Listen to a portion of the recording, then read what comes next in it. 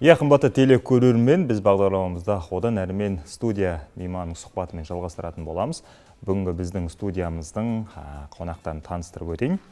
Қазақстан үміті республикалық жасөспірімдер шығармашылық байқауының бас жүлде иегерлері қаламыздағы Назарбаев зияткерлік мектебінің 10-шы сынып оқушылары Расул Жолшыбек және Аслан Абдол бүгін біздің бағдарламамызда қонақта. Қайырлы таң, қош келдіңіздер. Көңіл күйлерің қалай? Керемет. Өте керемет. Осындай студияда отырудың өзі үлкен мәртебе етеміз. Өте жақсы, рахмет. Алдымен жүлделеріңізбен құттықтаймыз. Енді республикалық байқауда топ жарып, бас бәйгені иеленіп жатыр екенсіздер. Құтты болсын дейміз. Алдымен енді осы байқау туралы айтып отырсаңыздар, қалай өтті бұл байқау, кімдер қатысты, қандай талаптар болды? Осы жөнінде тоқталып кетсек. Бұл байқау 5-ші рет өткелі жатыр, бірақ біздің қатысуымыз 1-ші рет. Неге жыл сайын өткізіледі? Неге жыл сайын өткізіледі. Бұл байқау республикалық деңгейде өтті және бұл байқауға көптеген мектептер, көптеген қалалардан сондай оқушылар қатысқан болатын. Байқау жалпы жетік өнер ұйымының жастардың шығармашылығын арттыратын ұйымның өткізіп жатырған байқауы. Және бұл осы жылы қашықтықтан өткізілді. Және де сол байқаудан бас жүлде алып отырған жайымыз бар. Жалпы қандай шарттар болды байқаудың? Сендер қандай өнер немесе қандай туындыларын түсіндіңдер? Сол туралы айтып кетсеңдер. Байқауда негізінен бейнероликтер, сондай тілшілік өнер, сондай өнер жағынан сыңдалды. Және өзге де фотосуреттер, мысалы, сондай түрлі осы медиа саласында. Жеке шығармашылықтан ұсындыңдар. Медиа саласындағы осындай өнерпаз істер. Өте жақсы. Жалпы енді мектептеріңіздің жанында арнайы осы тілшілікке жалпы баулайтын орталықтар бар, арнайы ашылған естіп жатырмыз. Жалпы осы тілшілік өнерге жалпы өздеріңіз қызығушылықтарыңыз қалай басталды? Тілшілік өнерге біз жалпы біздің мектепте ниш атты клуб бар, және сол ниш атты клубта біз 7-ші сыныптан бері қатысып келе жатырмыз. 3 жылдай уақыт өтті, және осы уақыт ішінде біз өзіміздің тілшілік, журналистік, яғни сонымен қатар видео монтаждау секілді қабілеттерімізді дамытып келеміз. Жалпы енді бұрын соңында Аслан, сені көріп жүрміз, енді көптеген байқауларға қатысып жүрсің, сондай-ақ біздің бағдарламамызда да сұхбат беріп жүрген бұрын көріп жүрміз. Жалпы енді осы мектептің жанындағы жаңа өздеріңіз айтып отқан телестудиялар өздеріңіз дамытуға жалпы қандай септігін тигізіп жатыр? Телестудия барлық оқушыларға ашық. Ол жерде заманауи құралдармен жабдықталған, Ол жерде бүкіл мектеп сондай жағдайларды ұйымдастырып, оқушы өзін сондай медиа саласында жан-жақты дамытуына бүкіл жағдайлар жасалынған. Яғни онда тек қана осындай тілшілік жұмыс емес, сонымен қатар операторлық жұмыс, дыбыстық жазба және де түрлі монтаждық жұмыстар, сондай жұмыстар атқарылады, және Нұр ағамыз әрқашанда үйретуге, көмектесуге дайын. Бәрекелді. Жалпы өздеріңіз бос уақыттарыңызда немен айналысасыздар? Оқудан бөлек, шығармашылықтан бөлек? Бос уақытта жалпы тілшіліктен бөлек музыкалық аспаптарда ойнаған ұнатамын. Сонымен қатар компьютерлік программаларда 3D модельдеу секілді істермен айналысуды ұнатамын. Аслансыз? Мен дейтін, негізі өзім бұрыннан спортпен айналысам, яғни кикбоксинг спортын өте қатты жақсы көремін. Сонымен көптен бері шұғылданудамын. Және де бос уақытымда осы гитара тартуды үйреніп жүрмін, соны шыңдап келемін. Және ақындық өнермен айналысам кейде. Бәрекелді. Жалпы енді көпшілік айтып жатады, көп оқушылар тарапынан енді Назарбаев зияткерлік мектебі еліміздегі жалпы бірден-бір іргелі оқу орындарының бірі ғой, жан-жақты. Жалпы енді осы оқу орында оқу жалпы сіздер үшін қалай? Қиындық тудырмай ма? Қалай ойлайсыздар? Жалпы көп адамдар, жалпы нишқа үміткер болып жатырған көптеген оқушылар, жалпы білім беретін мектептердің оқушылары, Назарбаев зияткерлік мектебінің оқушылары дегенде өте бір ақылды, зияткер оқушыларды елестетеді. Сосын осы мектепке түсу өте қиын деп ойлайды.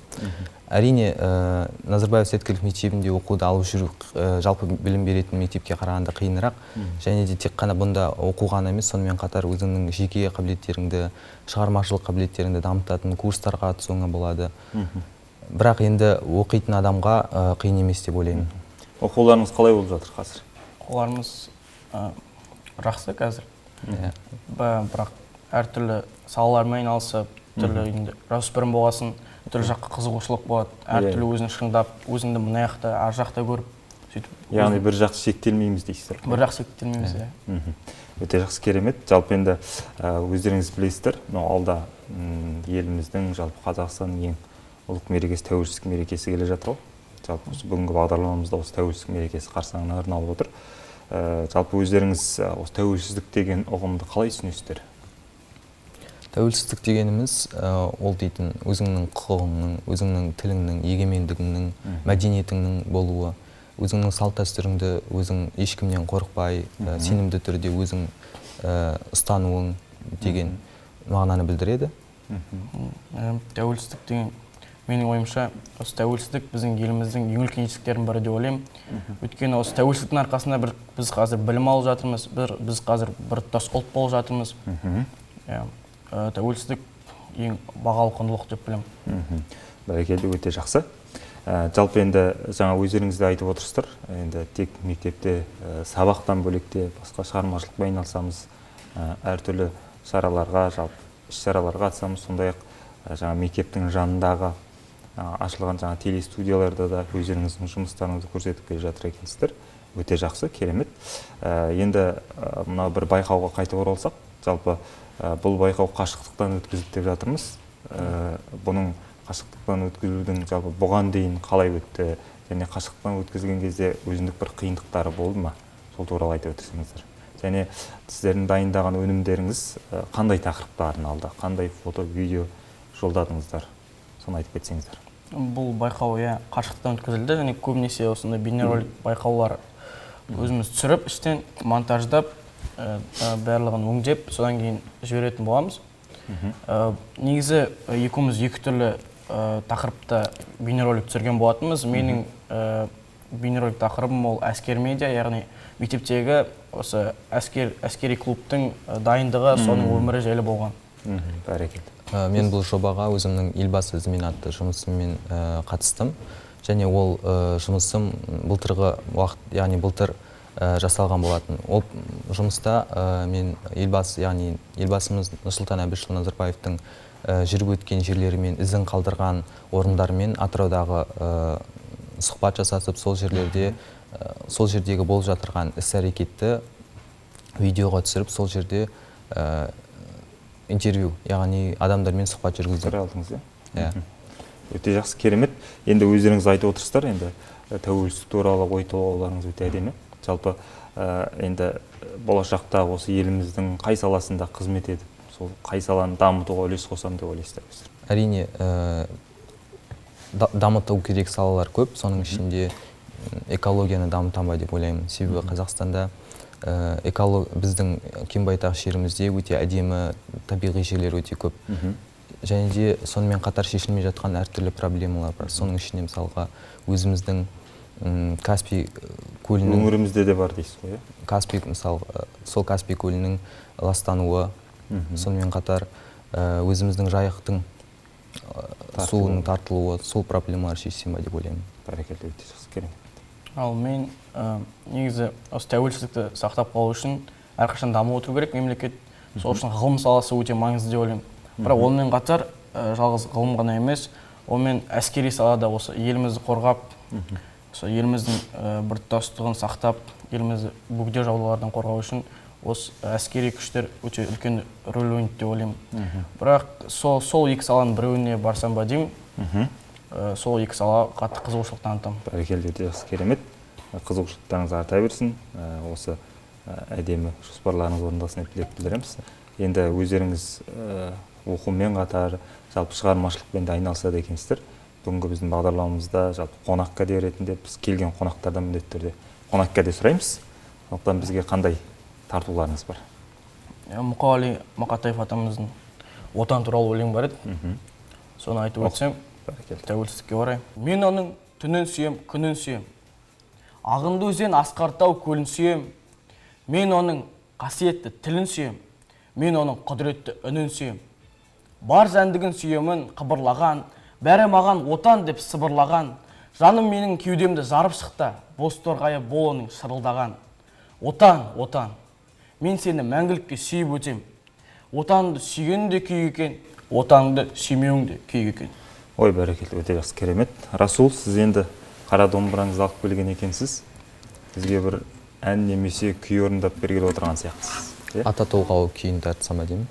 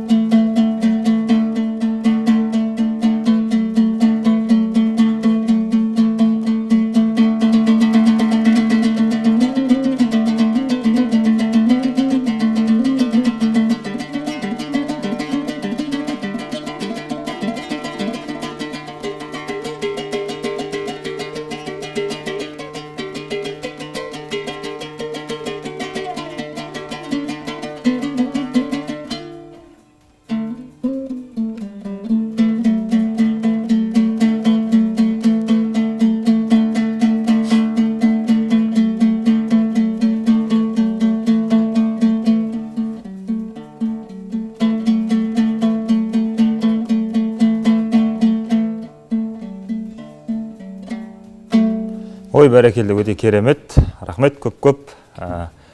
Шығармашылықтарыңыз шырқтай берсін, оқуларыңыз жақсы болсын деп тілек білдіреміз. Енді біздің сұхбатымыздың соңында осы бізді көріп отқан, жалпы болашақта өздеріңіз сияқты зияткерлік мектепте білім алғысы келетін іні қарындастарыңызға, жалпы олардың ата-аналарына қандай тілектер айтасыздар? Қазіргі таңда Назарбаев зияткерлік мектебіне түсуге дайындалып жатырған, үміткер болуға асығып жатырған балаларға қазірден бастап білімдерін шыңдап, қазірден бастап дайындалуды ұсынамын, және де олардың ата-аналарына балаларына сенуді, қобалжымауын сұрауды, және сонымен қатар қазірден бастап оның сапалы білім алуын қадағалауды, соны қадағалауды кеңес беремін. Аслан? Ең бастысы осы жақындарымыздың бізге сенімі деп ойлаймын. Сол үшін ата-анамыз, бауырларымыз бізге сенетін болса, кез келген белесті бағынды шығатымызға сенемін. Және де оларға берілген талап тек оқу, бәрімізге де берілген талап оқу. Қазіргі заман талабы осындай болып отыр. Сондықтан тек оқып, ізденіп, өзіңді дамыта берсең, онда үлкен белестерді бағындырасың. Бәрекелді, өте жақсы, керемет, көп-көп. Рахмет айтамыз. Жеңістеріңіз тағы да құтты болсын. Студиямызға келіп, ой бөлісіп, пікір білдіріп, өздеріңіздің шығармашылықтарыңызбен бөліскендеріңізге көп-көп рахмет. Оқуда тек озат болыңыздар, алға қойған арман мақсаттарыңыз жүзеге ассын деп тілек білдіргіміз келеді. Рахмет. Көп рахмет.